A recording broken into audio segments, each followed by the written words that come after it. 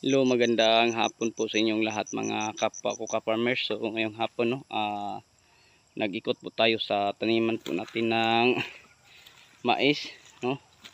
Pati sa ampalaya. So sa inyong lahat from Luzon, Visayas at Mindanao at kahit saan dako man ng ating mundo.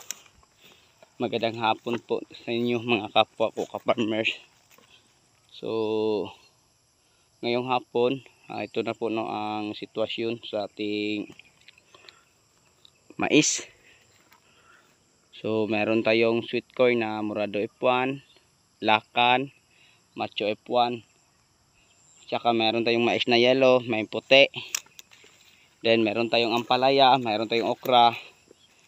At saka habang sumisilip tayo mga kapwa ko ka-farmers, may napansin po tayo ng mga, kung nakikita nyo mga kapwa ko ka-farmers, na mga sumisibol dito sa aking farm.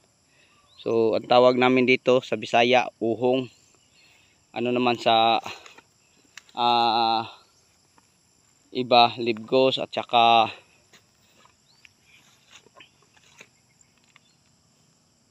mushroom sa English, no? So tulad dito mga kapwa ko ka-farmers, yung kulay puti yun. Ito na po, so kailangan natin bunutin, no? So dahil marami na po ang nahahawakan ko, tapos yung isang kamay ko ay nakahawak pa ng sepe, hindi ko na po maano po. So yun po, no? So yun po ang mushroom, no? Sumisibo lang po sila kahit saan sa ating taniman. Okay, so ano po, balak ko na lang pong balikan para ma-share ko sa inyo, no, mga kapwa ko ka-farmers, yung mga iba kong pananim. So ito po ang ating ampalaya, isang bisis pa ng natin na diligan ng fertilizer. So taniman po ito ng ampalaya. So dito yung talong, sweet corn. So yung sa dulo yung kulay dilaw, yun po ang taniman po natin ng okra. So yung dito sa likuran yung mais na yellow.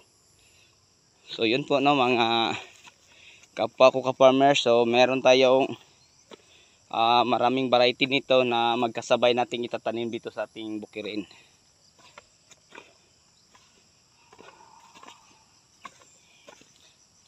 So sa inyong lahat mga kapwa ko ka-farmers na nanonood, yun lang po, no, ang mai-share ko sa inyo.